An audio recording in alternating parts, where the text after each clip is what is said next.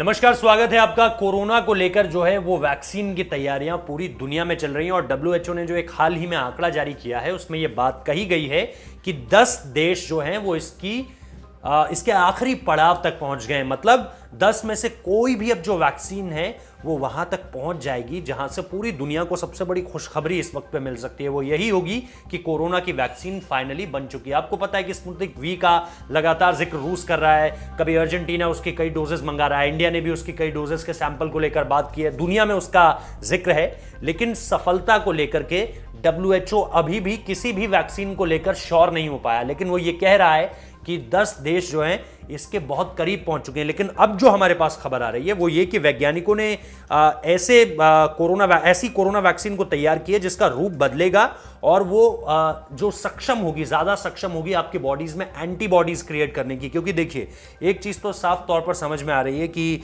जो plasma donation है, plasma donation से ही कोरोना के खिलाफ एक सक्षम इलाज, अगर आप कहें कि कुछ लोग जो कि बहुत ज़्यादा प्रभावित हो गए थे कोरोना से और जिनके बचने के बहुत ज़्यादा चांसेस नहीं थे, उनको रिकवर अगर किसी चीज़ ने किया अगेंस्ट कोरोना तो वो प्लाज्मा थेरेपी थी। यानी वो क्या होता है, उसके अंदर प्लाज्मा के अंदर एंटीबॉडीज होती हैं। जितनी एंटीबॉडीज आप में डेवलप होंगी उतना आप कोरोना से जल्दी लड़ पाएंगे, या कोरोना आपकी बॉडी में अगर आएगा भी तो आपको शायद किसी तरह का कोई नुकसान ना पहुंचाए बिकॉज ऑफ द एंटीबॉडीज या फिर आपकी जो इम्यूनिटी है। तो इसी को लेकर के अब जो साइंटिस्ट हैं उन्होंने ये वर्कआउट करना शुरू किया है कि क्या हम ऐसी कोई वैक्सीन बना सकते हैं जिससे वो कोरोना की वैक्सीन इसलिए ना कहलाए क्योंकि कोरोना को लेकर उसमें कुछ स्पेसिफिक नहीं बढ़ाया गया है, बल्कि बॉडी में एंटीबॉडीज क्रिएट की गई हैं जो कि एंटी कोरोना होंगी। तो क्या ये चीज़ डेवलप की जा सकती है बहुत जल्दी, ये देखना बहुत दिलचस्प होगा। और इसका एकमात्र जो तरीका मुझे पर्सनल तौर पर समझ में आ रहा है वो यही कि एंटीबॉडीज क्रिएट कर कर अब साइंटिस्ट अगली पहल करना चाहते हैं। और ये बहुत शानदार पहल भी है क्योंकि पर्सनली अगर मैं बात करूं तो आप निश्चित तौर पर जब आप किसी को प्लाज्मा डोनेट करते हैं या एंटीबॉडीज आपके ब्लड सेल्स में अच्छी है या आपके बॉडी में प्लाज्मा उस क्वांटिटी में है जिसमें एंटीबॉडीज बहुत अच्छी है, तो फिर उसका सामने वाले को फायदा पहुंचता है।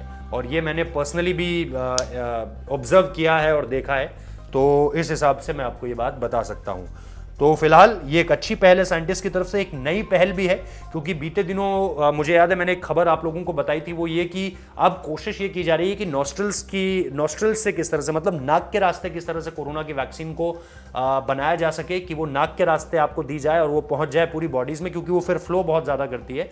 आपको पता है कि जो आप टैबलेट्स लेते हैं वो सबसे देर में असर करती है, उसके बाद जो आप लिक्विड लेते हैं वो उससे थोड़ा और बेटर यूज़ अच्छी तरह से असर करता है, लेकिन जो इंजेक्शन होता है वो सबसे जल्दी असर करता है हमारी बॉडी में। इसलिए मीडिया में भी एक थ्योरी कहते हैं हाइपोडर्मिक निडल थ्योरी, जो कि बहुत जल्दी इंजेक्ट करती है सारी चीज़ों को, और ये जो है आपकी बॉडी में हर चीज़ों को बहुत जल्दी पहुंचा देती है। इसलिए इंजेक्शन को सबसे ज़्यादा कारगर माना जाता है ऐसे समय में।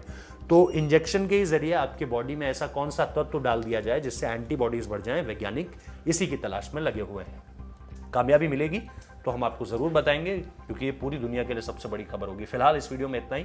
अच्छा और जानकारी से भरा लगा तो लाइक कीजिए, कमेंट कीजिए, शेयर कीजिए, हमारे चैनल को सब्सक्राइब करना मत भूलिए।